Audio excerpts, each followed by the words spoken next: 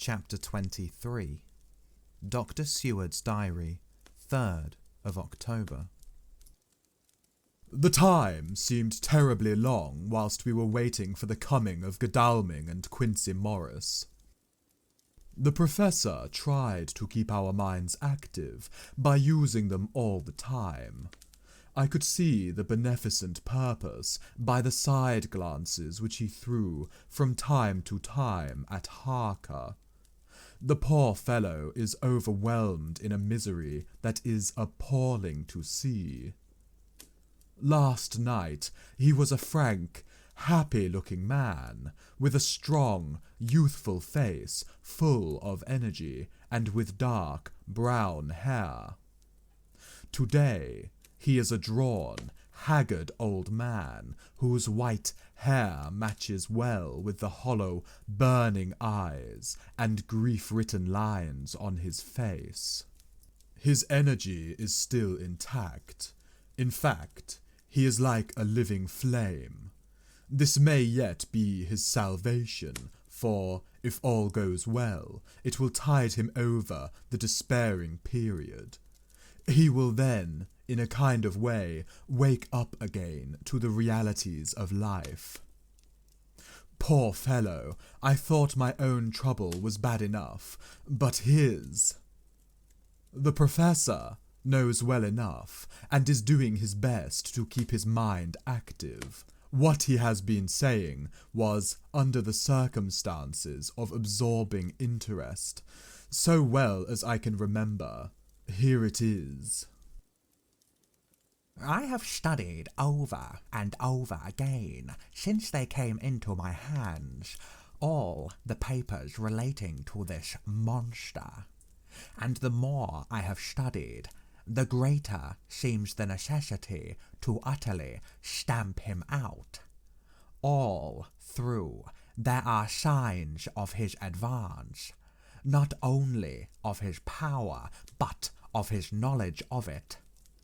As I learned from the researches of my friend Arminus of Budapest, he was in life a most wonderful man, soldier, statesman, and alchemist, which latter was the highest development of the science knowledge of his time.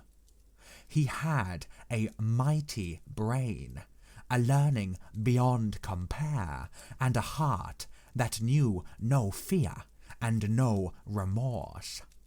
He dared even to attend the scholomance, and there was no branch of knowledge of his time that he did not essay.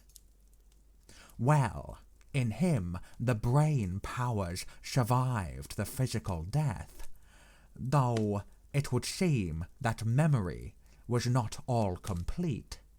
In some faculties of mind, he has been, and is, only a child, but he is growing, and some things that were childish at the first are now of man's stature. He is experimenting and doing it well, and if it had not been that we have crossed his path, he would be yet, he may be yet, if we fail, the father or furtherer of a new order of beings whose road must lead through death, not life. Harker groaned and said, And this is all arrayed against my darling. But how is he experimenting? The knowledge may help us to defeat him. He has all along, since his coming, been trying his power, slowly but surely. That big child brain of his is working. Well, for us, it is, as yet, a child brain. For had he dared, at the first, to attempt certain things, he would long ago have been beyond our power. However, he means to succeed, and a man who has centuries before him can afford to wait, and to go slow. Festina lente may well be his motto. I fail to understand, said Harker wearily. Oh, do be more plain to me. Perhaps grief and trouble are dulling my brain. The professor laid his hand tenderly on his shoulder as he spoke. Ah, my child, I will be plain. Do you not see how, of late, this monster has been creeping into knowledge experimentally? How he has been making use of the zoophagous patient to effect his entry into friend John's home? For your vampire, though in all afterwards he can come when and how he will, must at the first make entry only when asked thereto by an inmate.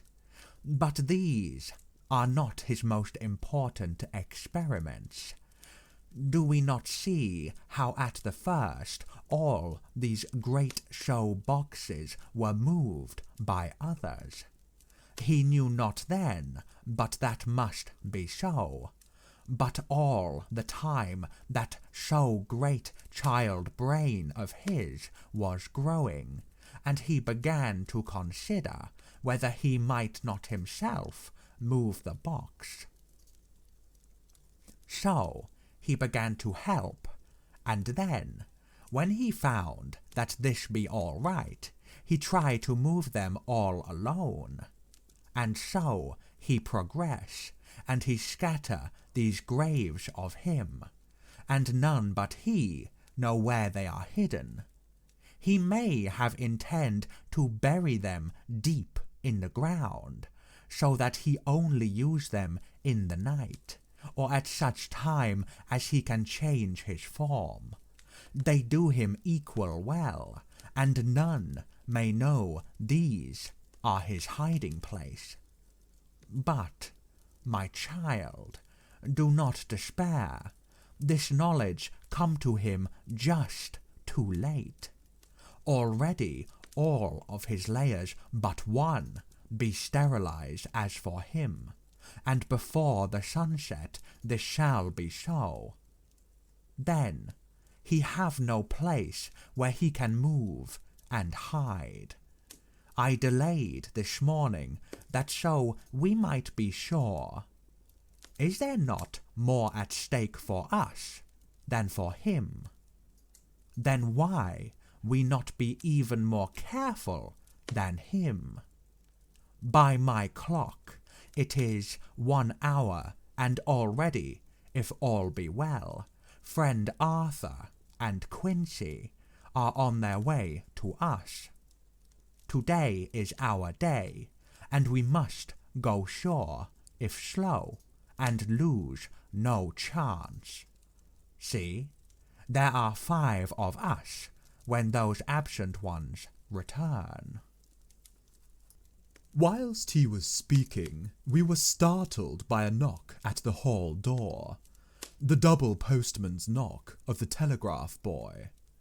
We all moved out to the hall with one impulse, and Van Helsing, holding up his hand to us to keep silence, stepped to the door and opened it. The boy handed in a dispatch. The professor closed the door again and, after looking at the direction, opened it and read aloud. Look out for D. He has just now, 12:45, come from Carfax hurriedly and hastens towards the south. He seems to be going the round and may want to see you. Signed, Mina. There was a pause, broken by Jonathan Harker's voice. Now, God be thanked, we shall soon meet. Van Helsing turned to him quickly and said, God will act in his own way and time. Do not fear and do not rejoice as yet. For what we wish for at the moment may be our undoings. I care for nothing now, he answered hotly. except to wipe out this brute from the face of creation. I would sell my soul to do it." "Oh, hush, hush, my child," said Van Helsing. "God does not purchase souls in the wise, and the devil, though he may purchase, does not keep faith. But God is merciful and just, and knows your pain and your devotion to that dear Madam Mina. Think you how her pain would be doubled did she but hear your wild words? Do not fear any of us, we are all devoted to this cause, and today shall see the end. The time is coming for action. Today this vampire is limit to the powers of man, and till sunset he may not change. It will take him time to arrive here. See, it is 20 minutes past 1, and there are yet some times before he can hither come, be he never so quick. What we must hope for is that my Lord Arthur and Quincy arrive first." About half an hour after we had received Mrs. Harker's telegram, there came a quiet, resolute knock at the hall door. It was just an ordinary knock, such as is given hourly by thousands of gentlemen, but it made the professor's heart and mine beat loudly. We looked at each other and together moved out into the hall. We each held ready to use our various armaments.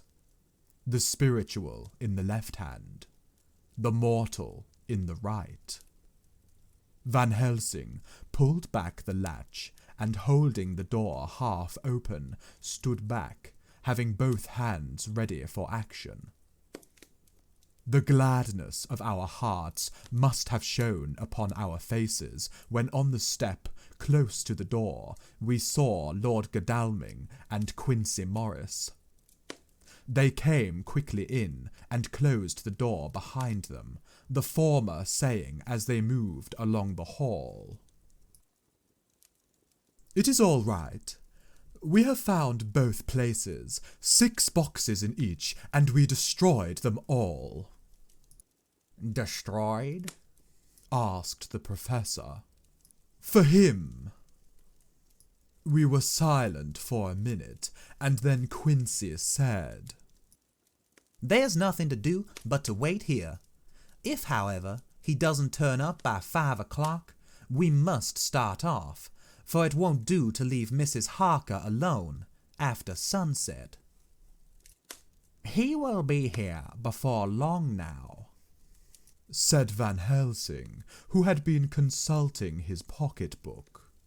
"Nota bene, in Madame's telegram he went south from Carfax. That means he went to cross the river, and he could only do so at slack of tide, which should be something before 1 o'clock. That he went south has a meaning for us.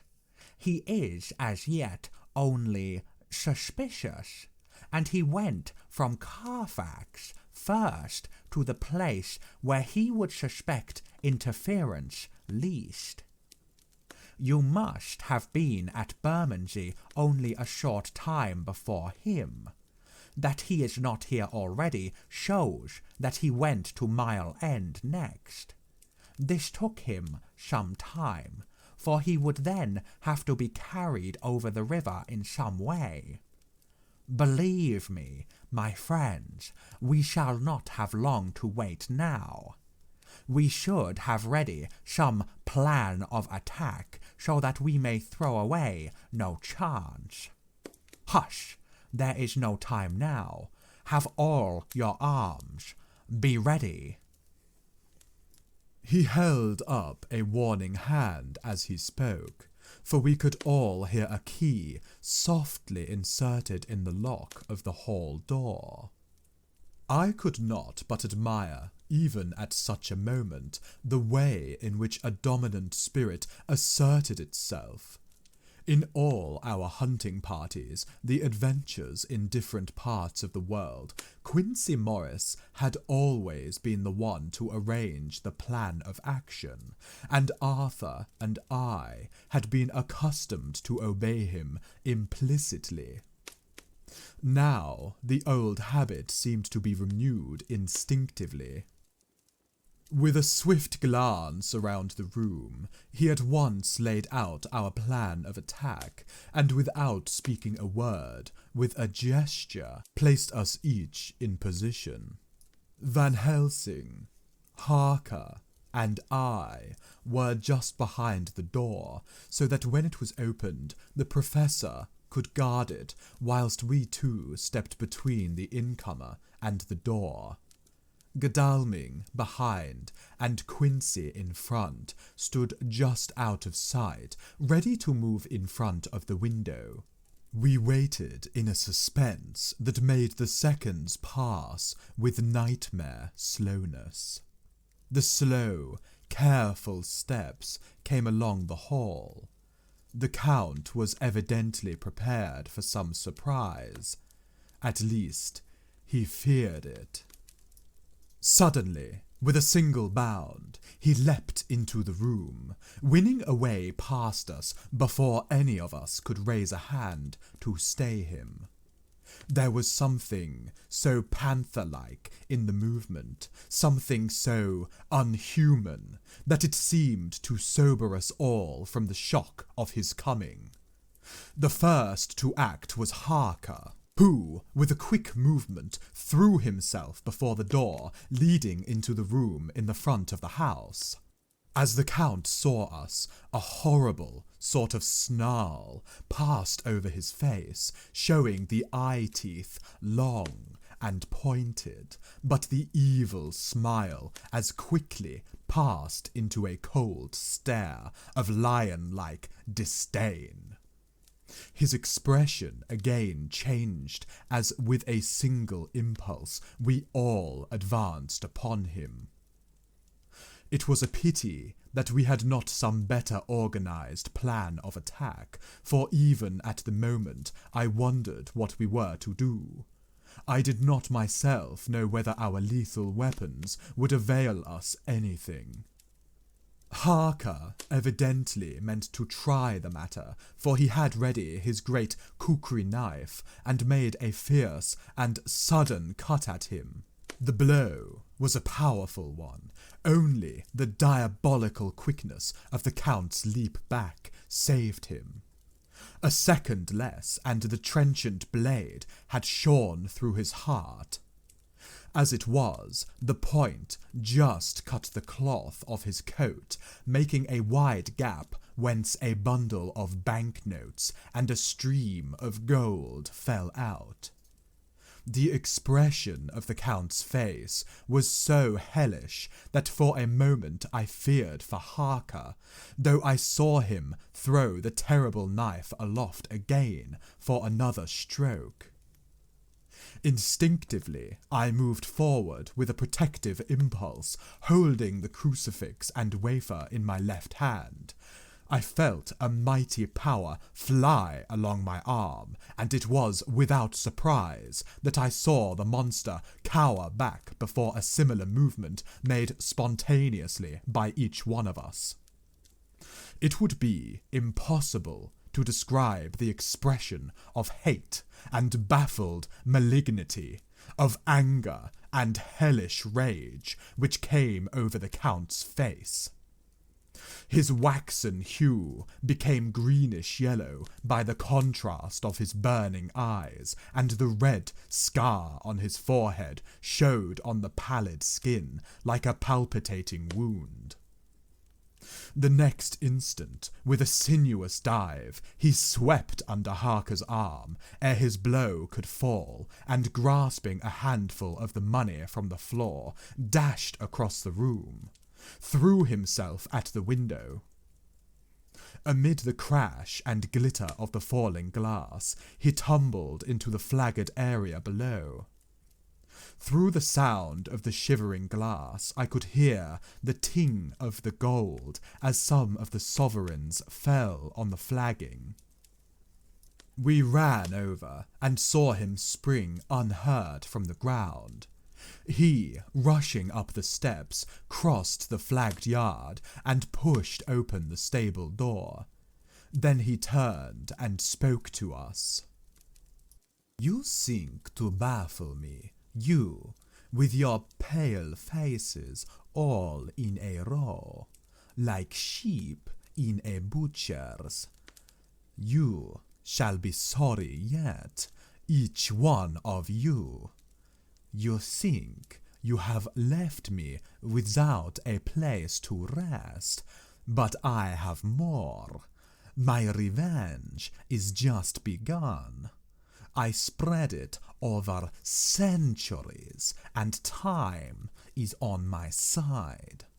Your girls that you love are mine already, and through them you and others shall yet be mine.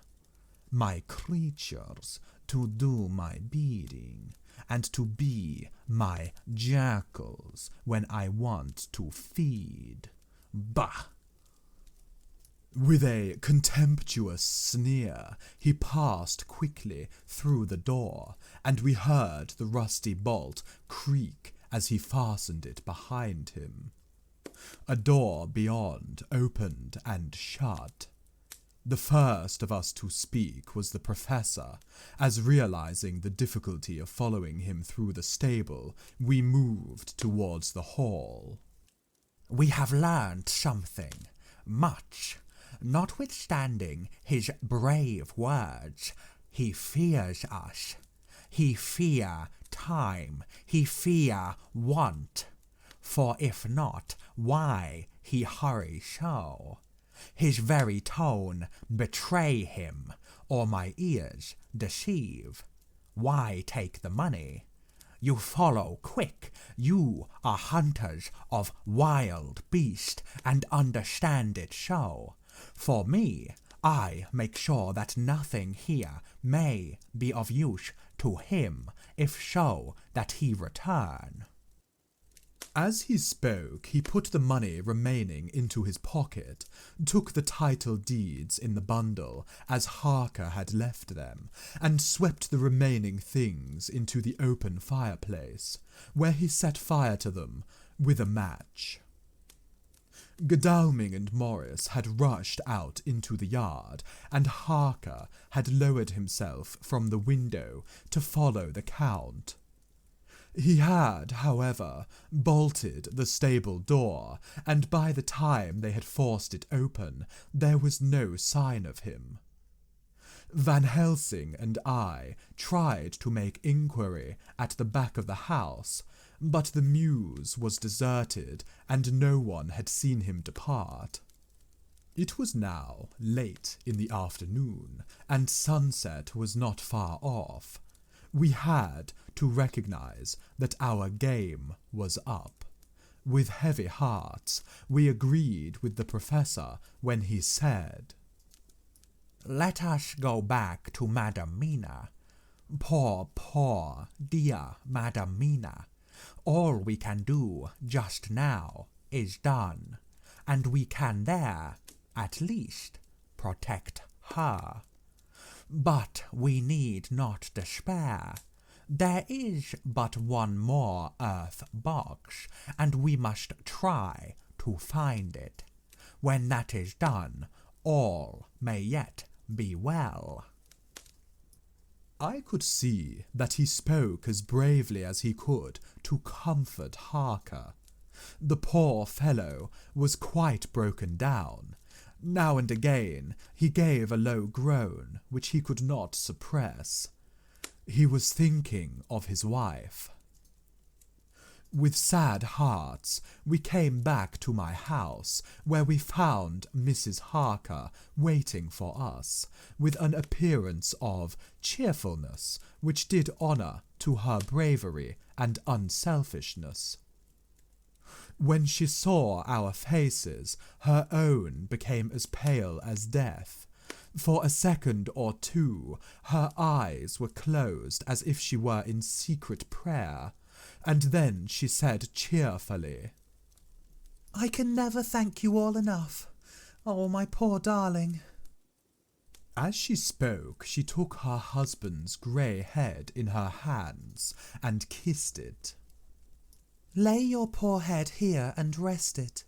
All will yet be well, dear. God will protect us if He so will it in His good intent." The poor fellow groaned. There was no place for words in his sublime misery. We had a sort of perfunctory supper together, and I think it cheered us all up somewhat. It was, perhaps, the mere animal heat of food to hungry people, for none of us had eaten anything since breakfast, or the sense of companionship may have helped us. But anyhow, we were all less miserable, and saw the morrow as not altogether without hope. True to our promise, we told Mrs. Harker everything which had passed, and although she grew snowy white at times when danger had seemed to threaten her husband, and red at others when his devotion to her was manifested, she listened bravely and with calmness. When we came to the part where Harker had rushed at the Count so recklessly, she clung to her husband's arm and held it tight as though her clinging could protect him from any harm that might come. She said nothing, however, till the narration was all done, and matters had been brought right up to their present time. Then, without letting go of her husband's hand, she stood up amongst us and spoke.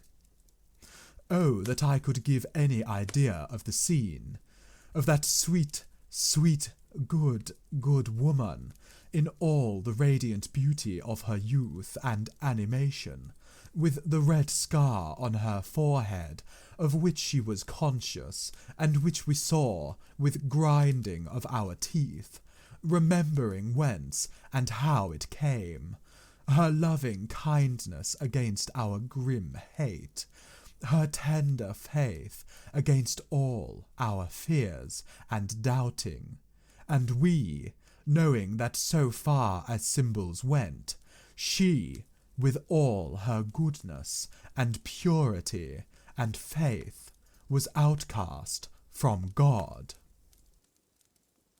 "Jonathan," she said, and the words sounded like music on her lips. It was so full of love and tenderness.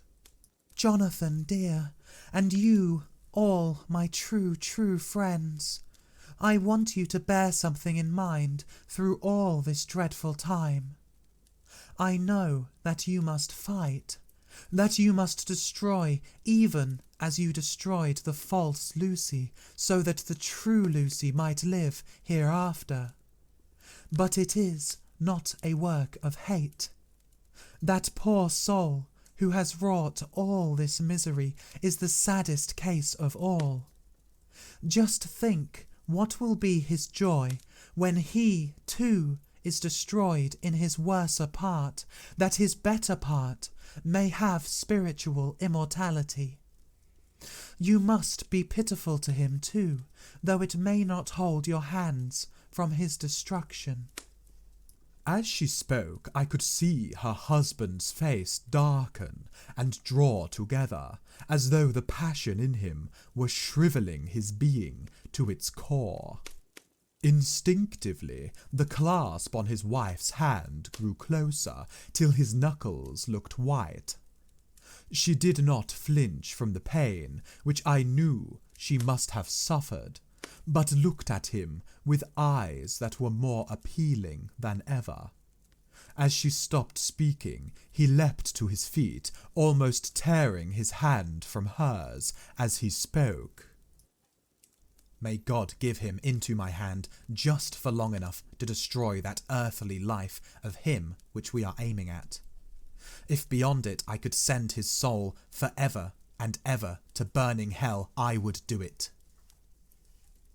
"Oh, hush! Oh, hush! In the name of the good God, don't say such things, Jonathan, my husband, or you will crush me with fear and horror.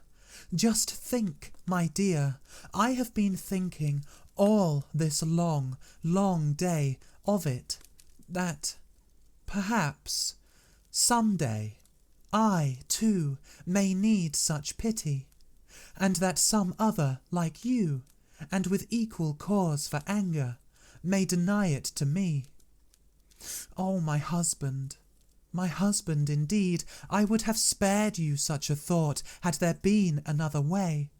But I pray that God may not have treasured your wild words, except as the heartbroken wail of a very long-loving and sorely stricken man. Oh God, let these poor white hairs go in evidence of what he has suffered, who all his life has done no wrong, and on whom so many sorrows have come." We men were all in tears now.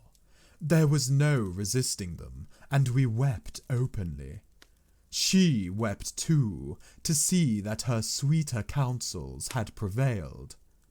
Her husband flung himself on his knees beside her, and putting his arms round her, hid his face in the folds of her dress. Van Helsing beckoned to us, and we stole out of the room, leaving the two loving hearts alone with their God. Before they retired, the professor fixed up the room against any coming of the vampire, and assured Mrs. Harker that she might rest in peace.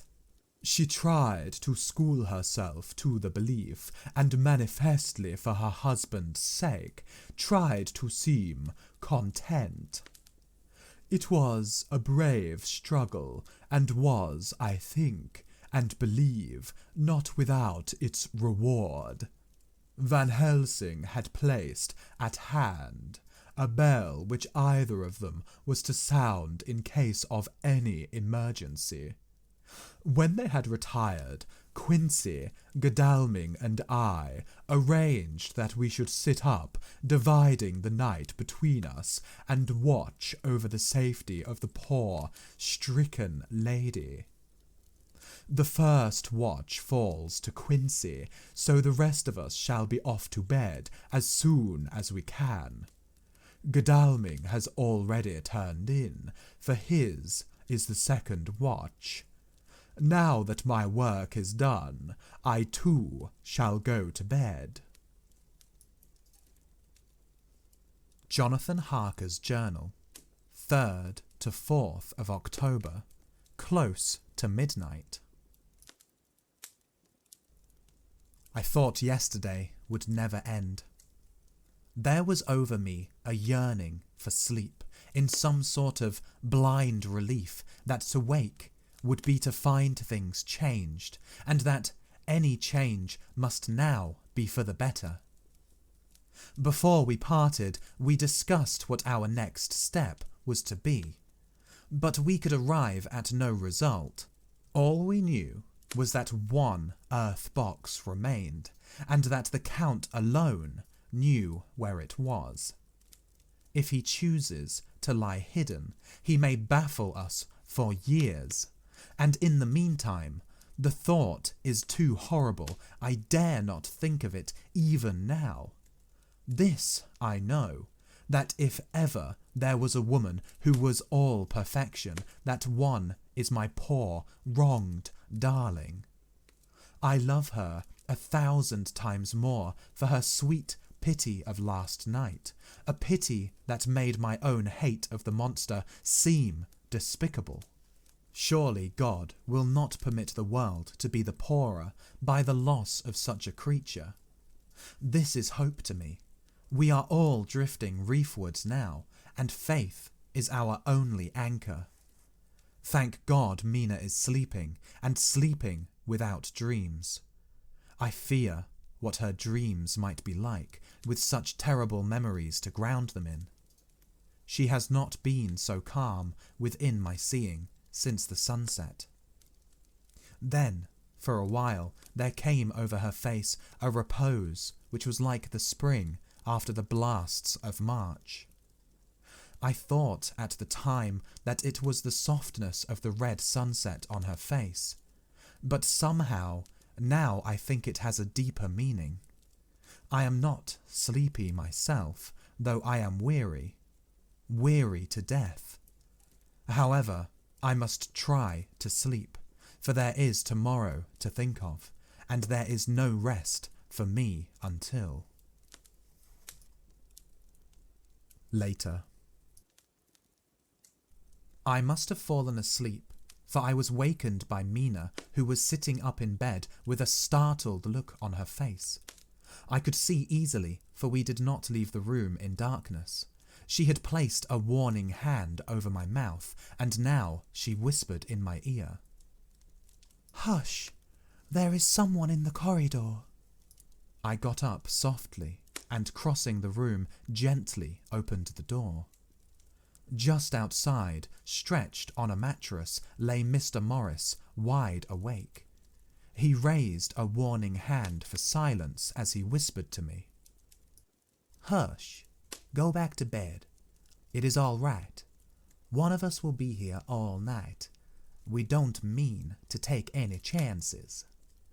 His look and gesture forbade discussion, so I came back and told Mina. She sighed, and positively a shadow of a smile stole over her poor, pale face as she put her arms round me and said softly, "Oh, thank God for good brave men." With a sigh, she sank back again to sleep. I write this now, as I am not sleepy, though I must try again. 4th of October, morning. Once again, during the night, I was wakened by Mina. This time, we had all had a good sleep, for the grey of the coming dawn was making the windows into sharp oblongs, and the gas flame was like a speck rather than a disk of light.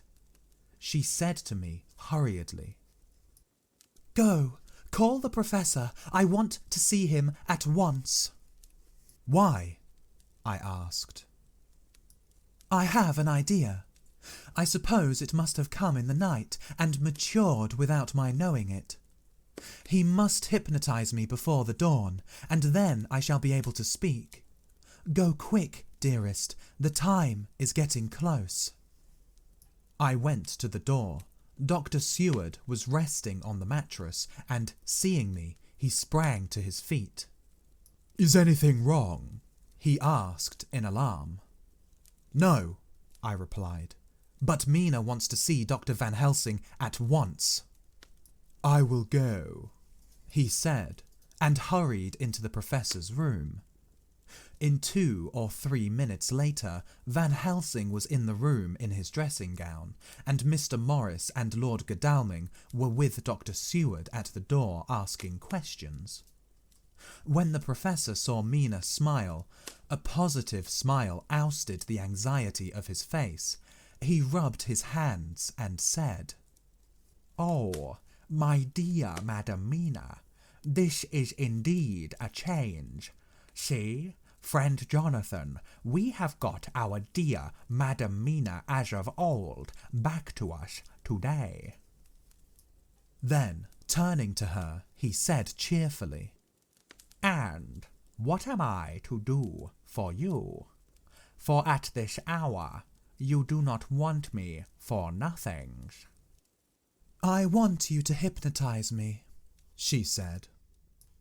"Do it before the dawn, for I feel that then I can speak, and speak freely. Be quick, for the time is short." Without a word, he motioned her to sit up in bed. Looking fixedly at her, He commenced to make passes in front of her, from over the top of her head downward, with each hand in turn. Mina gazed at him fixedly for a few minutes, during which my own heart beat like a trip hammer, for I felt that some crisis was at hand. Gradually her eyes closed, and she sat stock still. Only by the gentle heaving of her bosom could one know that she was alive.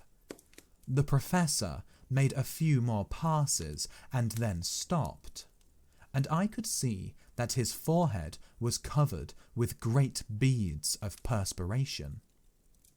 Mina opened her eyes, but she did not seem the same woman. There was a faraway look in her eyes, and her voice had a sad dreaminess which was new to me.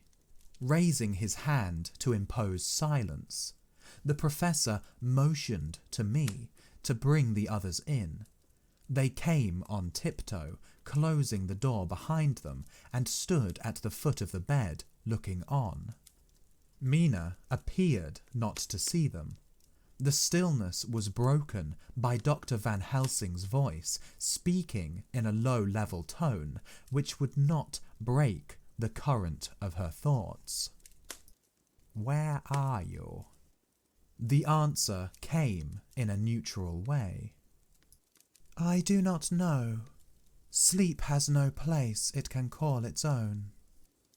For several minutes there was silence. Mina sat rigid, and the professor stood staring at her fixedly. The rest of us hardly dared to breathe. The room was growing lighter. Without taking his eyes from Mina's face, Dr. Van Helsing motioned me to pull up the blind. I did so, and the day seemed just upon us. A red streak shot up, and a rosy light seemed to diffuse itself through the room. On the instant, the professor spoke again. "Where are you now?" The answer came dreamily, but with intention. It were as though she were interpreting something. I have heard her use the same tone when reading her shorthand notes. "I do not know. It is all strange to me." "What do you see?" "I can see nothing. It is all dark." "What do you hear?" I could detect the strain in the professor's patient voice. "The lapping of water. It is gurgling by, and little waves leap. I can hear them on the outside." "Then you are on a ship?" We all looked at each other, trying to glean something, each from the other. We were afraid to think. The answer came quick. "Oh, yes." "What else do you hear?" "The sound of men stamping overhead as they run about. There is the creaking of a chain, and the loud tinkle as the check of the capstan falls into the ratchet." "What are you doing?" "I am still. Oh, so still. It is like death." The voice faded away into a deep breath as of one sleeping, and the open eyes closed again. By this time the sun had risen, and we were all in the full light of day. Dr. Van Helsing placed his hands on Mina's shoulders and laid her head down softly on her pillow. She lay like a sleeping child for a few moments, and then, with a long sigh, awoke and stared in wonder to see us all around her. "Have I been talking in my sleep?" was all she said. She seemed, however, to know the situation without telling, though she was eager to know what she had told. The professor repeated the conversation, and she said, "Then there is not a moment to lose. It may not be yet too late." Mr. Morris and Lord Godalming started for the door, but the Professor's calm voice called them back. "Stay, my friends. That ship, wherever it was weighing anchor whilst we spoke. There are many ships weighing anchor at the moment in your so great port of London. Which of them is it that you seek?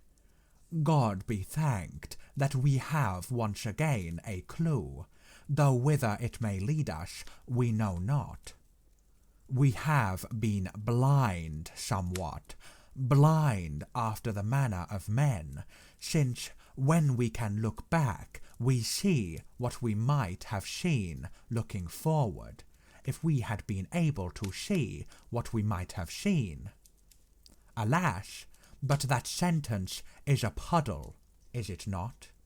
We can know now that what was in the Count's mind when he seized that money, though Jonathan's so fierce knife put him in the danger that even he dread. He meant escape. Hear me, escape. He saw that with but one earth box left, and a pack of men following like dogs after a fox, this London was no place for him. He have take his last earth box on board a ship, and he leave the land. He think to escape, but no, we follow him. Tally-ho, as friend Arthur would say when he put on his red frock. Our old fox is wily, oh, so wily, and we must follow with wile. I, too, am wily, and I think his mind in a little while. In meantime we may rest, and in peace, for there are waters between us which he do not want to pass, and which he could not, if he would, unless the ship were to touch the land, and then only at full or slack tide. See, and the sun is just rose, and all day to sunset is to us. Let us take bath, and dress, and have breakfast, which we all need, and which we can eat comfortably, since he be not in the same land with us." Mina looked at him appealingly as she asked, "But why need we seek him further, when he is gone away from us?" He took her hand and patted it as he replied, "Ask me nothings as yet. When we have breakfast, then I answer all questions." He would say no more, and we separated to dress. After breakfast, Mina repeated her question. He looked at her gravely for a minute, and then said sorrowfully, "Because, my dear, dear Madam Mina, now, more than ever, must we find him, even if we have to follow him to the jaws of hell." She grew paler as she asked faintly, "Why?" "Because," he answered solemnly, "he can live for centuries, and you are but mortal woman. Time is now to be dreaded, since once he put that mark upon your throat." I was just in time to catch her as she fell forward in a faint.